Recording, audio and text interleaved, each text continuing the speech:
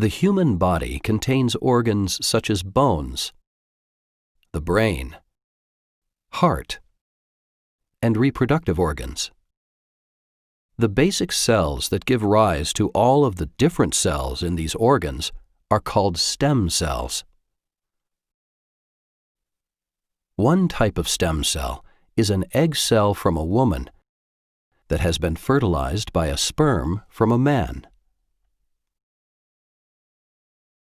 This single cell, called a zygote, is the first cell in a developing human being.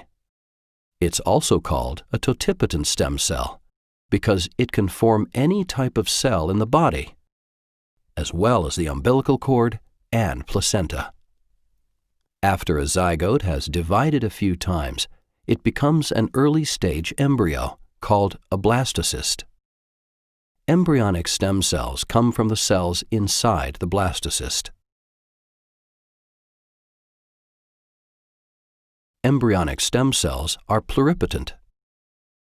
This means they can form any cell in the body, but not the cells in the umbilical cord or placenta. In the lab, embryonic stem cells are donated from leftover embryos created during in vitro fertilization. In vitro fertilization is a procedure to help a woman become pregnant. Another type of stem cell is an adult stem cell. Small groups of these cells are found in some organs, such as the skin, after birth and into adulthood. Adult stem cells are multipotent. This means they can only become a few different cell types related to the organ where they're found. For example, the skin contains a small number of adult stem cells that can divide to create new skin adult stem cells. Or they can become more specialized skin cells to replace those that are lost due to cell aging or damage. In the lab, scientists can now induce or cause a regular body cell, such as a skin cell, to change into a pluripotent stem cell. Like embryonic stem cells, these induced pluripotent stem cells can become any type of cell in the body.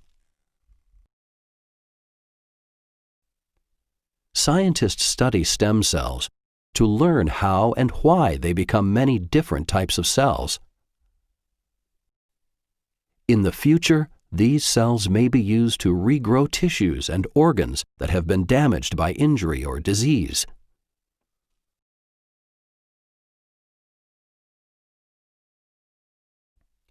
Stem cell therapy is a procedure that uses stem cells to treat a disease or condition. Currently, stem cell therapy only treats diseases and cancers of the blood. In leukemia, for example, the patient's bone marrow makes many abnormal white blood cells that can't do their job to fight infection. Over time, these abnormal cells crowd out the production of healthy white blood cells. In stem cell therapy for leukemia, called hematopoietic stem cell transplantation, a doctor will take a sample of blood or bone marrow from the patient or a donor. In some cases, donor blood may come from a baby's umbilical cord after it's born. These tissue samples contain healthy hematopoietic or blood-forming stem cells. Then, doctors will give the patient chemotherapy drugs or use radiation to kill the abnormal white blood cells and their stem cells. Once the abnormal cells are gone, the doctor will transplant the healthy hematopoietic stem cells from the tissue samples into the patient. These healthy stem cells will make new blood cells, including normal white blood cells, which will allow the body to fight off infections.